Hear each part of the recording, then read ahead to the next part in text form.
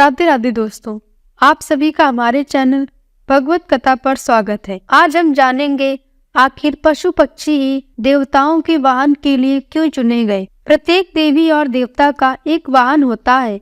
हालांकि देवी देवताओं को कहीं आने जाने के लिए वाहन की जरूरत नहीं, लेकिन इससे यह समझे कि उक्त वाहनों का कितना महत्व है। देवी देवताओं ने अपने वाहन के रूप में कुछ पशु या पक्षियों को चुना है, तो इसके पीछे उनकी विशिष्ट योग्यता ही रही है।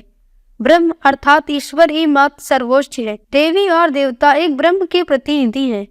देवी और देवता 33 प्रकार के होते हैं और उक्त 33 प्रकार के देवी देवताओं के हजारों गण होते हैं, जिन्हें देवगण कहा गया। आध्यात्मिक, वैज्ञानिक और व्यवहारिक कारणों से भारतीय मनीषियों ने भगवान के वाहनों के रूप पशु पक्षियों को जोड़ा है।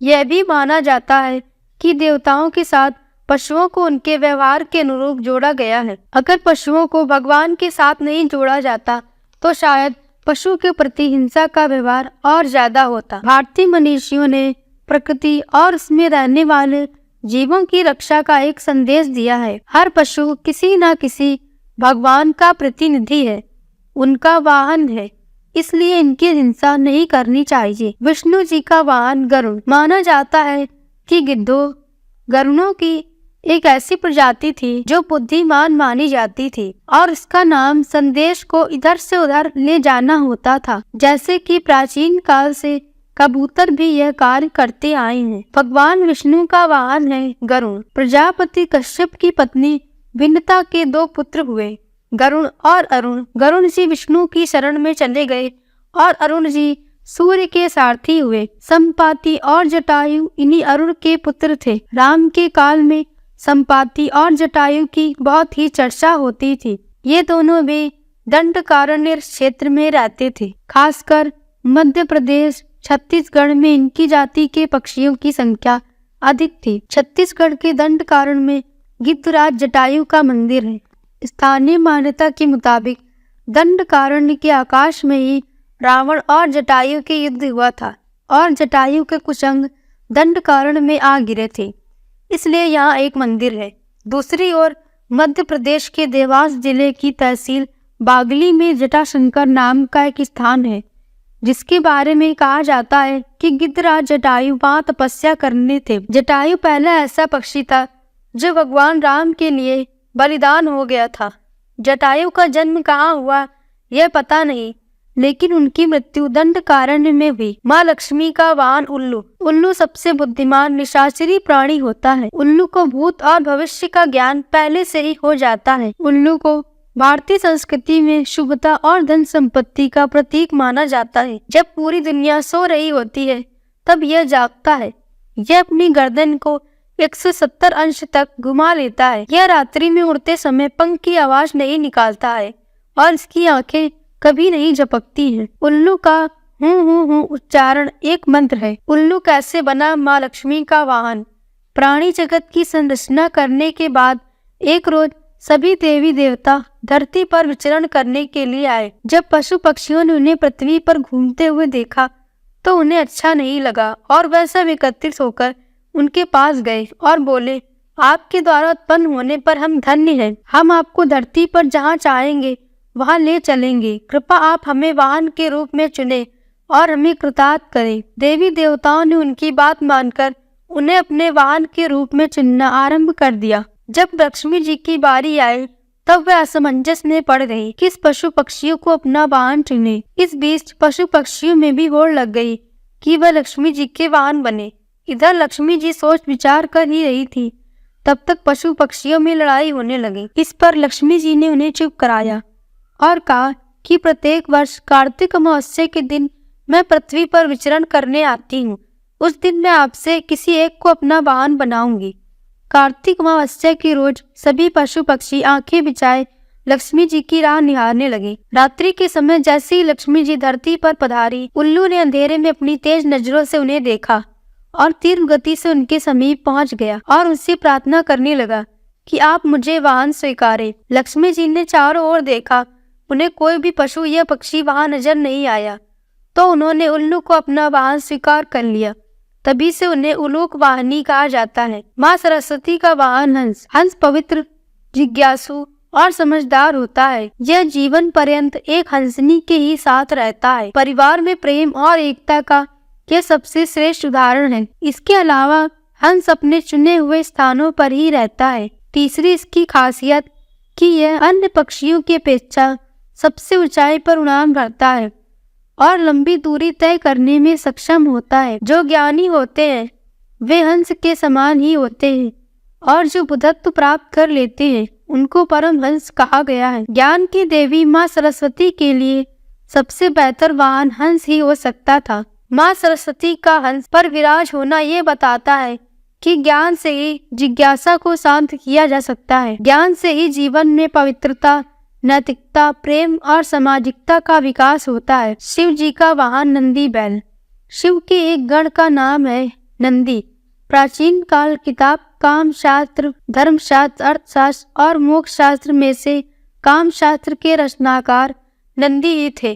भारत में बैल खेती के लिए हल में जोते जाने वाला एक महत्वपूर्ण पशु रहा है। जिस तरह गायों में कामधेनु श्रेष्ठ है, उसी तरह बैलों में नंदी श्रेष्ठ है। आमतौर पर खामोश रहने वाले बैल का चरित्र उत्तम और समर्पण भाव वाला बताया गया है। इसके अलावा वह बल और शक्ति का भी प्रतीक है। बैल को मोह, माया और भौतिक इच्छाओं से परे रहने वाला प्राणी भी माना जाता है। यह सीधा साधा प्राणी जब क्रोधित होता है तो सिंह से भी भिड़ लेता है। यही सभी कारण रहे हैं जिसके कारण भगवान शिव ने बैल को अपना वाहन बनाया।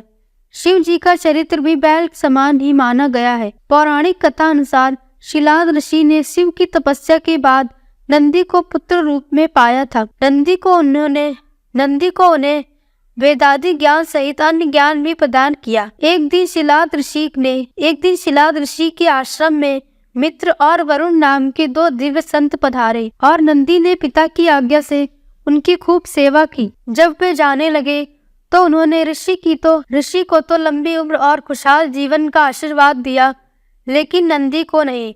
तब शिलाद ऋषि ने उनसे पूछा कि उन्होंने नंदी को आशीर्वाद क्यों नहीं दिया। तब संतों ने कहा कि नंदी अल्पायु है। यह सुनकर शिलाद ऋषि चिंतित हो गए। पिता की चिंता को नंदी ने भांप कर पूछा, क्या बात है? तो पिता ने कहा, तुम्हारी अल्पायु के बारे में संत कह गए हैं, इसीलिए चिंतित हूँ।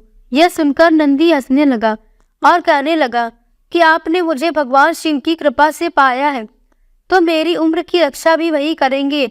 आप क्यों नाहक चिंता करते हैं? इतना कहते ही नंदी भुवन नदी के किनारे शिव की तपस्या करने के लिए चले गए।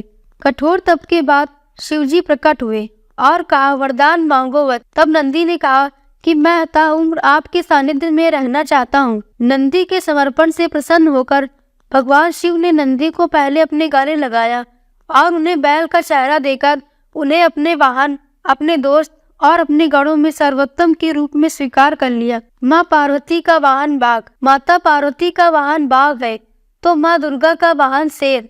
माता दुर्गा को शेरावाली कहा जाता है। बाघ तो माता पार्वती का वाहन है। बाघ अदम्य साहस, क्रूरता, आक्रामकता और शौर्यता का प्रतीक है। ये तीनों विशेषताएं माँ पार्वती के आचरण में भी देखने को मिलती है। बाघ की दहाड़ के आगे संसार के बाकी सभी आवाजें कमजोर लगती है। माँ पार्वती का हृदय बहुत ही कोमल है। माँ की पूजा यदि सच्चे मन और श्रद्धा के साथ की जाए तो हर बिगड़े कार्य बन जाते हैं। एक दिन माँ पार्वती और भगवान शिव साथ बैठे थे। मजाक में ही शिव जी ने माता को काली कह दिया। माँ को बहुत बुरा लगा और वह कैलाश छोड़कर एक वन में चली गई और कठोर तपस्या में लीन हो गई। इस बीच एक भूखा शेर माँ पार्वती को खाने की इच्छा से वहां पहुंचा, लेकिन वह चुपचाप बैठ गया।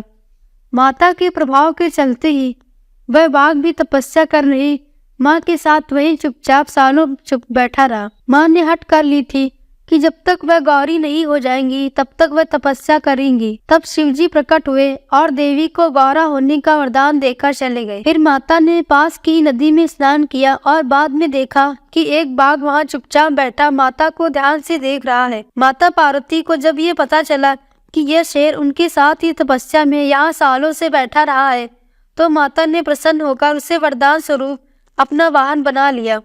तब से माँ पार्वती का वाहन बाघ हो गया। गणेश जी का वाहन मूषक। भगवान ने अपनी सवारी बहुत ही विशेष रूप से चुनी। उनके वाहन उनकी चारित्रिक विशेषताओं को भी बताते हैं। शिव पुत्र गणेश जी का वाहन है मूषक। मूषक शब्द संस्कृत के मूस से बना है, जिसका अर्थ है लूटना या चुराना। सांकेतिक रूप से मनुष्य का दिमाग मूषक चुराने वाले यानी चूहे जैसा ही होता है। यह स्वार्थ भाव से घिरा होता है। गणेश जी को चूहे पर बैठना इस बात का संकेत है कि उन्होंने स्वार्थ पर विजय पाई है और जन कल्याण के भाव को अपने भीतर जागृत किया है। वैज्ञानिक मानते हैं कि मनुष्य और चूहे के मस्तिष्क का आकार प्रकार एक समान है। चूहों को किसी न किसी रूप में मनुष्य से कोई संबंध जरूर है, उसी तरह जिस तरह की चूहे और हाथी का। कार्तिकेय का वाहन मयूर। मोर भारत का राष्ट्रीय पक्षी है। यह पक्षी जितना राष्ट्रीय महत्व रखता है, उतना ही धार्मिक महत्व भी। हिंदू पौराणिक कथाओं के अनुसार भगवान मुरुगन या कहें कार्तिकेय का वाहन मोर है। एक मान्यता अनुसार अरब में रह रहे यजीदी समुदाय के लोग हिंदू ही हैं और उनके देवता कार्तिकेय हैं, जो मयूर पर सवार है। भारत में दक्षिण भारत में कार्तिकेय की अधिक पूजा होती है। कार्तिकेय को स्कंद भी कहा जाता है, जो शिव के बड़े पुत्र हैं। कार्तिकेय का वाहन मयूर है। एक कथा के अनुसार कार्तिकेय को यह वाहन भगवान विष्णु ने उनकी साधक क्षमता को देखकर ही भेंट किया था। मयूर का मन चंचल होता है। चंचल मन को साधना बड़ा ही मुश्किल होता है। कार्तिकेय ने अपने मन को साध रखा था। वही अन्य कथा में इसे दंभ के नाशक के तौर पर कार्तिकेय के साथ बताया गया है। इंद्र का वाहन सफेद हाथी। आजकल सफेद हाथी तो बहुत कम पाए जाते हैं। इंद्र ने अपना वाहन ऐरावत नामक एक हाथी को बनाया। समुद्र मंथन के दौरान 14 रत्नों में से एक ऐरावत की भी उत्पत्ति हुई थी। हाथी शांत, समझदार और तेज बुद्धि का प्रतीक है। ऐरावत को 4 दांतों वाला बताया गया है। ईरा का अर्थ है जल और अतः ऐरावत से उत्पन्न हाथी को ऐरावत नाम दिया गया। महाभारत भीष्म पर्व के 8वें अध्याय में भारतवर्ष से उत्तर के भूभाग को उत्तर कुरु के बदले ऐरावत कहा गया है। जैन साहित्य में भी यही नाम आया है। यह उत्तर कुरु दरअसल उत्तरी ध्रुव में स्थित था। संभवतः वहां प्राचीन काल में इसी तरह के हाथी होते होंगे, जो बहुत ही सफेद और 4 दांतों वाले रहे होंगे। वैज्ञानिक कहते हैं कि लगभग 35,000 पूर्व उत्तरी ध्रुव पर बर्फ नहीं बल्कि मानव आबादी रहती थी। यमराज का वाहन भैंसा। यम नाम एक वायु होती है। मरने के बाद उक्त वायु में व्यक्ति जाकर स्थिर हो जाता है और फिर प्राकृतिक चक्र अनुसार पुनः धरती पर जन्म ले लेता है। यम नामक एक देवता है, जिन्हें मृत्यु का देवता कहते हैं। ये दक्षिण दिशा के दिक्पाल कहे जाते हैं। यमराज को भैंसे पर सवार बताया गया है। भैंसा एक सामाजिक प्राणी होता है। सभी भैंसे मिलकर एक दूसरे की रक्षा करते हैं। यह एकता का प्रतीक है। भैंसा अपनी शक्ति और फुर्ती के लिए जाना जाता है। भैंसा अपनी शक्ति का कभी दुरुपयोग नहीं करता। भैंसा अपनी आत्मरक्षा में ही किसी पर हमला करता है। भैंसे का रूप जिस तरह से भयानक होता है, उसी तरह यमराज का रूप भी भयानक है। अतः यमराज इसको अपने वाहन के तौर पर प्रयोग करते हैं। व्यक्ति मरता है तो सबसे पहले यमदूतों के पल्ले पड़ता है, जो उसे यमराज के समक्ष उपस्थित करते हैं। यमराज को दंड देने का अधिकार है। वही आत्माओं को उनके कर्म अनुसार नरक, स्वर्ग, पितृलोक आदि लोकों में भेज देते हैं। उनमें से कुछ को पुनः धरती पर फेंक दिया जाता है। अच्छा दोस्तों, आपको आज की वीडियो पसंद आई होगी। अगर वीडियो पसंद आई हो तो वीडियो को लाइक करें, चैनल को सब्सक्राइब करें और कमेंट में जय श्री राम लिखना ना भूलें।